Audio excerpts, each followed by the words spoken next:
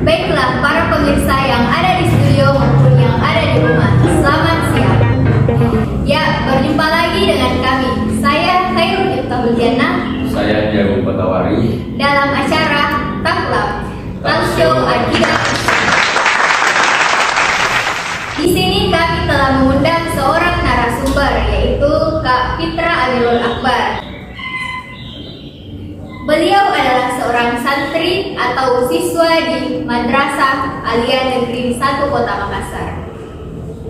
Pada pertemuan kali ini kita akan membahas mengenai sikap tasamuh dan musyawarah dalam kehidupan. Langsung saja kita berbincang dengan narasumber kita. Bagaimana kabar Anda? Alhamdulillah baik. Alhamdulillah. Indonesia merupakan negara yang menganut banyak agama, mulai dari Islam, Kristen, Hindu, Katolik, dan lain-lain. Menurut Anda, bagaimana umat Islam dapat bertahan di negara yang seperti ini? Nah, menurut saya cara yang terbaik adalah menerapkan sikap tasamuh dalam diri setiap muslim atau setiap Islam. Nah, apa itu tasamuh? Tasamuh itu adalah toleransi. Nah, toleransi itu diambil dari kata toleran yang berasal dari bahasa Yunani. Toleran itu artinya kita mempunyai sikap untuk tetap bertahan hidup atau suatu sikap untuk saling menghargai antar sesama manusia walaupun terdapat banyak perbedaan. Nah, apakah sikap toleransi hanya berlaku pada umat Muslim saja? Sikap toleransi itu bisa dilakukan oleh umat Muslim dan non-Muslim. Nah, umat Muslim bisa melakukan sikap toleransi kepada umat Muslim dan non-Muslim, itu pun dengan sebaliknya. Umat Muslim yang melakukan toleransi kepada umat Muslim sesama Muslim itu selain sebagai tuntutan sosial, sikap sosial juga berdampak untuk mengikat tali persaudaraan silaturahmi antar umat Islam. Nah, sedangkan toleransi umat Muslim dengan umat non-Muslim mempunyai batasan-batasan tertentu, yaitu selama umat non-Muslim tetap menghargai umat Muslim dan tidak mengusir kita dari kampung halaman. Nah, Indonesia memiliki penduduk Muslim terbesar di dunia. Menurut estimasi, sejumlah 202 juta lebih, 88,2% dari seluruh penduduk negeri ini, atau 12,9% dari populasi Muslim di dunia. Berdasarkan data tersebut, apakah sikap tasamuh atau toleransi berpotensi untuk menyebarkan agama Islam? Bagaimana pendapat Anda? Oke. Menurut saya, kan tasamuh ini toleransinya adalah sikap seseorang. Nah, menyebarkan dakwah itu ada berbagai macam bentuknya, bisa dengan salah satunya yang bisa dengan sikap. Nah, dan banyak lagi hal-hal yang lain, kepercayaan, Al-Quran, hadis dan lain sebagainya.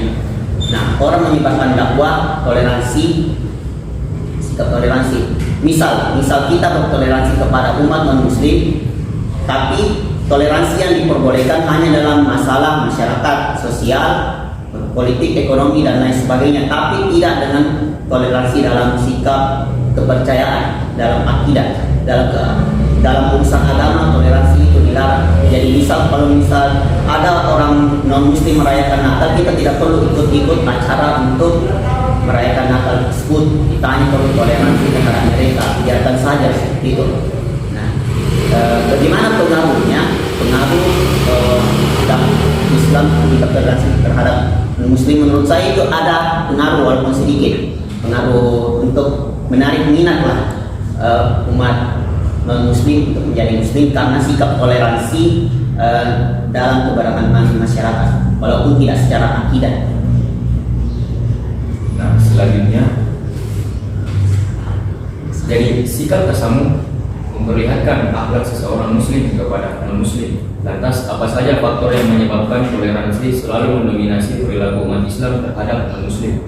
Nah, dalam ajaran Islam, toleransi atau tasamuh berlaku bagi semua orang, baik semua Muslim maupun non-Muslim, seperti yang saya sebutkan sebelumnya. Nah, Yusuf Qaradawi dalam bukunya Bayan al-Muslimin di Al-Mujtama' Al-Islami menyebutkan ada 4 faktor utama yang menyebabkan toleransi selalu mendominasi perilaku umat Islam terhadap non-Muslim. Antara lain, yang pertama itu keyakinan terhadap kemuliaan manusia, apapun agamanya, kebangsaan, dan sukunya.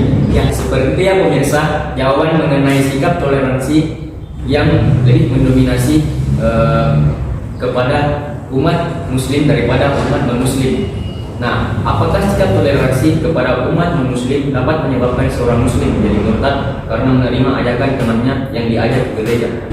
Toleransi antar pergaulan umat beragama menjadi tanggung jawab setiap pemeluk agama itu sendiri yang memiliki bentuk ibadah ritual dengan sistem dan tata cara yang harus ditunaikan. Nah, dengan dasar tersebut, maka toleransi dalam umat Islam hanya diperbolehkan dalam masalah sosial, kemasyarakatan, dan kemaslahatan umum. Dalam surah Al-Kafirun ayat 6, lakum dinukum waliyadin, yang artinya untukmu agamamu dan untukku agamaku. Jadi kalau misal ada acara Natal yang diselenggarakan, ya udah, kita sebagai umat muslim membiarkan saja umat non-muslim. Kita nggak perlu ikut-ikut pakai apa namanya, baju-baju seperti umat non-muslim. Sementara yang umat non-muslim sendiri, kalau misalnya ada hari raya Lebaran, hari raya Idul Fitri, Idul Adha, nah itu kita tidak perlu mengucapkan selamat hari raya Idul Fitri bagi non-muslim itu, karena itu merupakan sikap toleransi. Jadi toleransi antar beragama itu tidak boleh seperti itu, bukan dalam urusan beragama, tidak diperbolehkan.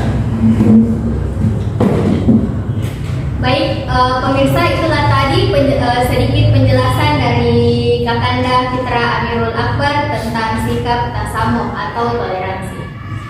Sekarang kita beralih pada sikap atau ajaran musawah atau persamaan. Salah satu ajaran Islam yang cukup urgent dalam kehidupan modern adalah ajaran musawah.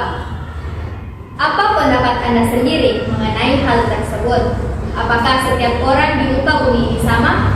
Sementara di berbagai belahan dunia masih banyak yang menganut sistem kasta atau tingkatan sosial. Menurut saya, ajaran yang dibawa oleh setiap agama itu beda, jelaslah, karena memang agama mempunyai ajarannya tersendiri dan dianggap bahwa Islam merupakan agama yang paling benar. Nah, musawah itu adalah persamaan atau kesamaan derajat. Bagi negara-negara yang di luar sana seperti India, Amerika, mungkin mereka menganut sistem kasta atau perbedaan derajat karena mereka tidak mengenal Islam yang membawa ajaran musawah, yang membawa ajaran persamaan derajat antar manusia. Di mata Allah Subhanahu wa taala, ajaran musawah itu diterapkan seperti ini. Setiap manusia itu sama, yang membedakan hanyalah ketakwaan mereka. Nah, jadi disitulah letak musawah, letak sikap musawah. Kita harus tetap menghargai kita harus menganggap semua manusia di muka bumi itu satu derajat, karena yang paling berkuasa di muka bumi ini hanyalah Tuhan semata, Allah Subhanahu wa taala. Masya Allah. Lantas seperti apa gaya dan perilaku masyarakat yang mengedepankan sikap musawah? Contoh-contoh yang masyarakat yang mengedepankan sikap musawah. Yang pertama, dia tidak sombong, tidak merasa dia berkuasa di antara yang lain. Terus dia selalu menghargai karya yang dihasilkan orang lain. Bagaimanapun karya itu, orang yang pangkatnya lebih rendah dari dia atau orang yang pangkatnya lebih tinggi dari dia. Terus dia selalu menghargai perbedaan pendapat, karena kita sama-sama manusia, sama-sama makan nasi toh. Nah, jadi kita harus menganggap kita semua itu sama, tidak ada beda-bedanya, tidak ada karena misalnya si A dan si B. Misal si A ini orang jenis, si B ini orang biasa-biasa saja. Nah, dia jangan menganggap si A itu karena dia pintar, dia bisa ini itu, sedangkan gue orang B biasa-biasa aja, gue tidak bisa melakukan hal seperti ini. Nah, kita itu harus berpikir mengapa si A itu bisa melakukan hal seperti itu, pasti ada prosesnya. Nah, maka dari itu kita perlu menghargai usaha orang lain. Wah, nampaknya seperti itu ya orang yang mengedepankan sikap musawah. Selanjutnya, mengenai musawah sendiri, mari kita coba kaji terlebih dahulu mengenai pengertian musawah. Apakah itu dari sudut pandang Islam, Al-Quran, dan sebagainya. Oke. Menurut pengetahuan saya, berdasarkan Al-Quran, Al-Musawah sendiri telah dijelaskan secara singkat dalam Quran surah Ar-Rum ayat 30, yang terjemahannya berbunyi, maka hadapkanlah wajahmu dengan lurus kepada agama Allah. Tetaplah atas fitrah Allah yang telah menciptakan manusia menurut fitrah itu. Tidak ada perubahan pada fitrah Allah. Itulah agama yang lurus, tetapi kebanyakan manusia tidak mengetahui. Nah, pertanyaan selanjutnya, apa yang terjadi apabila al-musawah tidak ada pada demokrasi atau musyawarah? Coba Anda berikan alasan yang terkait terhadap musyawarah. Musyawarah itu penting untuk ada dalam kehidupan masyarakat Islam, apalagi dalam kehidupan politik, dalam pemerintahan. Musyawarah itu harus ada, karena kalau tidak ada persamaan, tidak ada rasa saling menghargai, tidak ada saling menghargai pendapat, tidak jadi urusan pemerintahan. Pastinya nanti ada segelintir atau bahkan banyak yang kecewa karena tidak dapat mengeluarkan pendapatnya. Itu perbedaan musyawarah, tidak menghargai, tidak menghormati. Jadi dalam sistem demokrasi atau partai-partai itu juga diperlukan persamaan. Kalau kita sebagai orang Islam, kita harus mencerminkan sikap Islam dalam diri kita agar secara tidak sadar Islam itu bisa kita dakwahkan secara tidak langsung. Sedang pertanyaan terakhir dari saya, menurut sudut pandang Anda sendiri, musyawarah berfungsi sebagai apa kalau boleh tahu?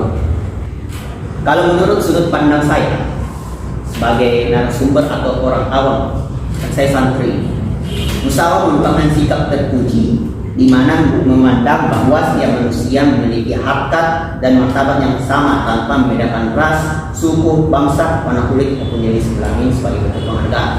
Nah, kan sebelumnya kita membahas tentang toleransi atau tasamu dan musyawarah. Menurut saya tasamu dan musyawarah ini ada kaitannya, karena tasamu merupakan sikap menghargai perbedaan dan musyawarah yaitu sikap untuk menganggap semua orang sama. Nah, kan kita menghargai perbedaan, pasti kita menganggapnya sama. Jadi menurut saya seperti itu. Jadi mohon maaf bila ada kesalahan. Itu hanya opini pribadi. Baiklah pemirsa, itulah tadi sedikit penjelasan dari Kakanda Fitra Amirul Akbar tentang pengertian musyawarah. Jadi bisa kita ambil kesimpulannya sedikit. Musyawarah adalah ketika kita sebagai manusia ciptaan Allah Subhanahu wa taala tidak memandang rendah seseorang, atau bisa diartikan dengan memandang seseorang secara rata, karena sesungguhnya kita itu sama di mata Allah. Keimanan kita lah yang membedakan. Pertanyaan yang terakhir juga dari saya sendiri.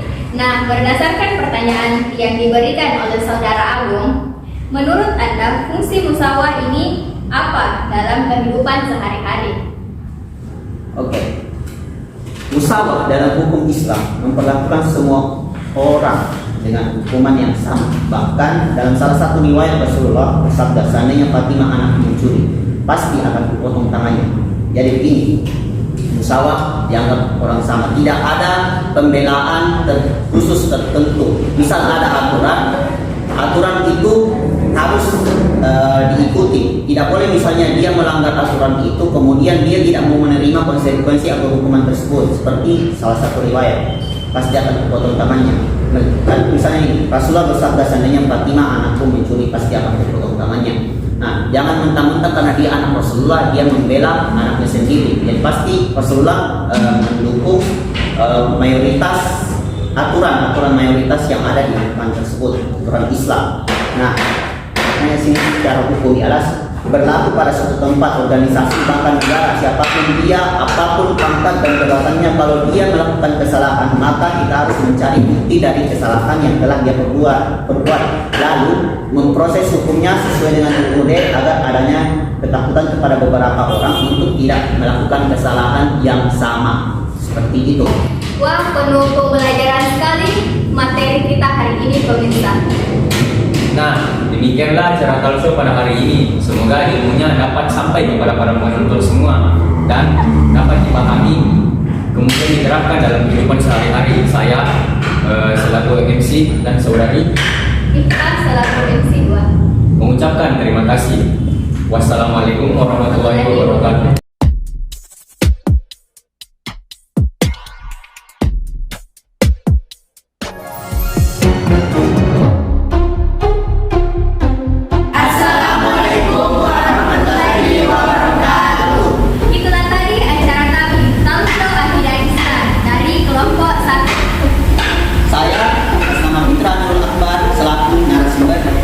Saya Pria Putri dan